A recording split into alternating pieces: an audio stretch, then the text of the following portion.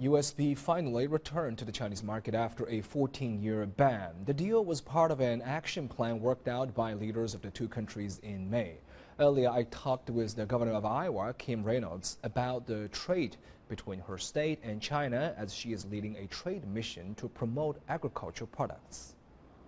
Thank you, Ms. Governor, for your time and welcome to Shanghai. Oh, it's great to be here. It's great to be back in China. And we know that the resumption of the beef export from U.S. to China is exciting news for states like Iowa. I know your state is a powerhouse in agricultural products.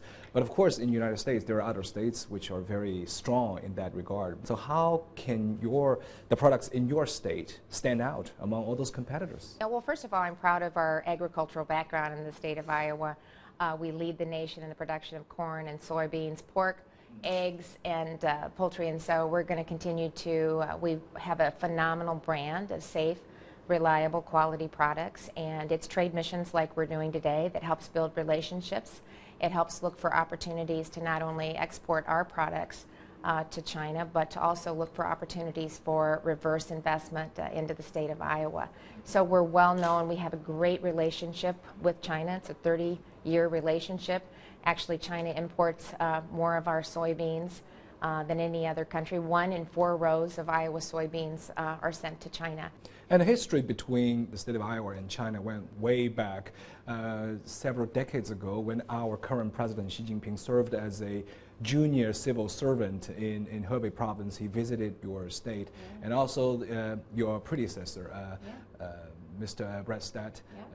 He used to be the governor, and now he's the ambassador of U.S. to China. So how are those two elements helping your state to be more well-known in the country? Well, first of all, that started in 1985 when then President Xi Jinping visited the great state of Iowa. A local feed association, I think, was who he was affiliated with from Hebei province, as you had indicated. And he was going from vice president to president. He visited Muscatine, where he had stayed back in 1985.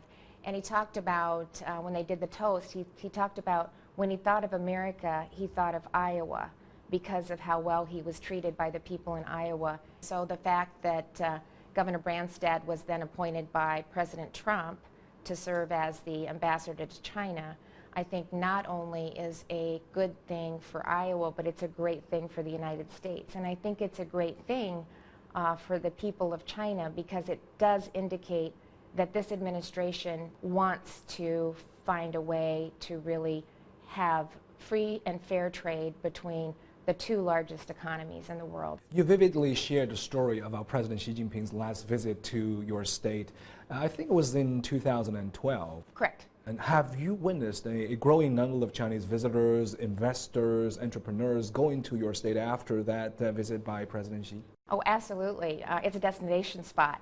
So we host multiple delegations. We have, there's been Chinese investment in Muscatine. They purchased the home that he stayed in when he was there in 1985. And so there's very, very fond feelings between the Chinese people, Hebei province especially, and the people of Iowa. And then I myself had the opportunity, after the state visit, I was leading a delegation as the lieutenant governor and had the opportunity to meet with then Vice President Xi Jinping in the Great Hall of the People.